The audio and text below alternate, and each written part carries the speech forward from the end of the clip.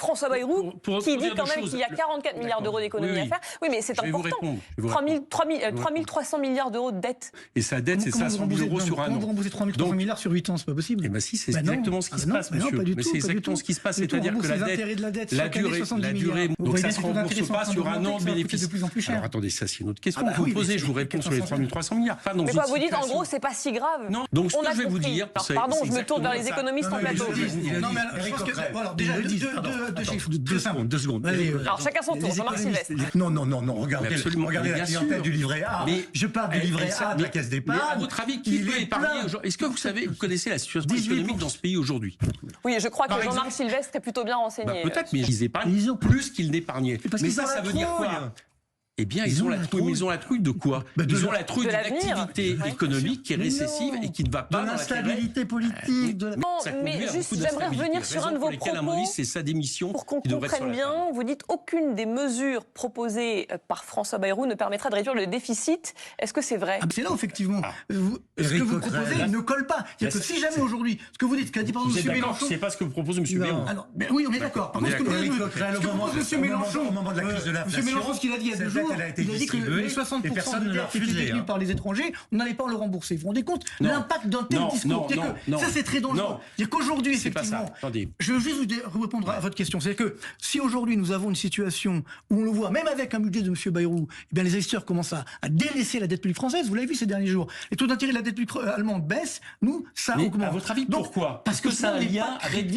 Est-ce que ça pas crédible? Est-ce que ça a un lien votre politique? Ça serait évidemment un lien avec l'instabilité politique et avec le discours catastrophique de M. Bayrou? Je ne suis pas d'accord. Ou le vôtre. Des comparaisons imbéciles avec la Grèce. Le vôtre aussi. Mais vous ne croyez pas que c'est l'ensemble de la classe politique qui fait peur au marché, comme vous le dites?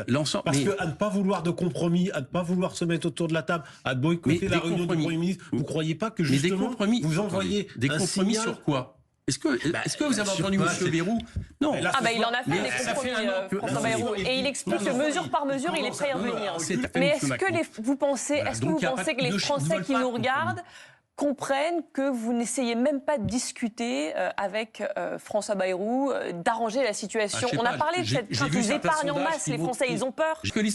Pourquoi Jean-Luc Mélenchon compare les emprunts russes aux emprunts français? Mais parce que l'Istrus, vous savez ce qu'elle a fait, vous savez pourquoi? Vous savez ce qui s'est passé? Elle a baissé les impôts de manière drastique en quelques semaines. Quand il dit la dette, on s'en fout, la politique de M. Macron. Donc ils arrêtent la comparaison. Non, c'est parce que... Quand il dit on ne remboursera pas la dette... Attendez, chacun son tour, s'il vous plaît. Quand vous parlez de réindustrialisation, c'est pas en claquant des doigts que ça va arriver. Il faut prendre des mesures. Si on augmente les impôts, vous croyez qu'on va réindustrialiser le pays? Moi, je propose d'appeler des cadeaux fiscaux, ce sont des allègements de charges. On peut les contester, mais... Non, là je vous parle de... En partie notamment. On parle de la flat tax, la suppression de l'ISF, etc. Sur la fiscalité, ça... On parlait du rapport du Sénat. Vous comptez, effectivement, les moindres rentrées fiscales. On peut aussi considérer, et de fait ça s'est vérifié aussi, en tout cas sur les premières années du mandat d'Emmanuel Macron, que cet allègement de la fiscalité et l'allègement des charges d'entreprise a permis... Non. Si. Parce que vous dites, moi je me reporte. Ça a permis de baisser le chômage. Je vais vous répondre sur deux choses. Et même il y a eu des rentrées fiscales supérieures les années où les impôts aux entreprises ont baissé. Si. Non. Alors, je vais répondre sur la partie, si vous voulez. Je vais répondre par supérieur. Non. On peut revoir ce qu'il a fait Jean-Luc Mélenchon, ce qu'il a écrit. La CGT et Sud Solidaire appellent à la grève le 10 septembre. Des sections de FSU en font autant. La France du Travail écrit son calendrier de libération du libéralisme. Et là, c'est très clair. Le 8 septembre, on vote pour faire partir Bayrou. Le 10 septembre, on agit pour faire partir Macron. Donc le message du 10 septembre, c'est au revoir Macron. Il faut en finir avec le chaos. Et Macron, c'est le chaos.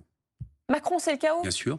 Imaginons cette hypothèse qui n'est pas totalement loufoque, c'est-à-dire il y a par exemple dissolution.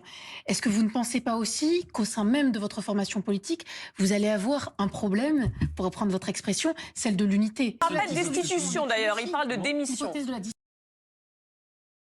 Vous déposez une motion de destitution le 23 septembre prochain, mais vous savez que ça n'aboutira pas. On verra. Comme ça n'a pas abouti l'année dernière. C'est parce que Mme Le Pen n'a pas voté pour à la conférence des présidents que c'est pas venu dans l'Assemblée. Il faut la majorité absolue des deux chambres. Vous ne l'aurez pas.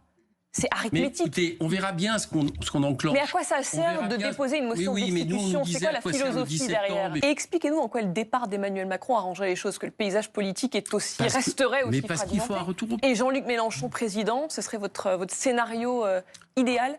Vu l'état des relations en ce moment entre le Parti socialiste et vous, est-ce que vous pensez repartir en candidature unique? Que si jamais, que Dieu ne plaise, j'espère que ça n'arrivera jamais, mais M. Mélenchon arrive au pouvoir, vous vous rendez compte la défiance que nous allons générer? Vous vous rendez compte les taux d'intérêt, comme en Grèce, vont monter à 10-15%, les investisseurs n'investiront plus en France. C'est vous qui le dites. Ah mais non, c'est pas moi qui le dis, c'est inévitable malheureusement. Regardez déjà le pauvre M. Bayrou qui fait pas d'efforts, déjà le taux d'intérêt commence à augmenter. Alors si on a quelqu'un qui nous dit on arrête tout, on rembourse pas les emprunts, imaginez à la fin du film, si ça sera dramatique. La politique que vous proposez, elle sera beaucoup plus dramatique malheureusement. J'avais une question. Est-ce qu'en cas d'élection présidentielle anticipée, est-ce que Jean-Luc Mélenchon a réellement une chance? Il y aurait qui dans un gouvernement sous la présidence? Non, mais projetons-nous un peu, puisque potentiellement c'est imminent. Pour l'instant, il faut faire en sorte Est-ce que le PS serait le bienvenu? Vous citez en gros 2 tiers des Français qui veulent un départ d'Emmanuel Macron. Je ne suis pas sûr qu'il n'y ait pas 2 tiers des Français qui ne veulent surtout pas de Jean-Luc Mélenchon. Il y a une question de Dominique qui nous écoute. Cette crise politique n'accentuera-t-elle pas la défiance des Français envers les politiques? C'est pas une inquiétude pour vous, ça? C'est pas une option, ça, pour vous, Bernard Cazeneuve, qui mettrait un peu tout le monde d'accord? En même temps, Jean-Luc Mélenchon est très contesté et par le Parti communiste français et par le Parti socialiste, les écologistes étant un peu divisés sur cette question. Mais cette division, elle est à cause de qui? Est-ce qu'elle n'est pas à cause de vous aussi? J'entends bien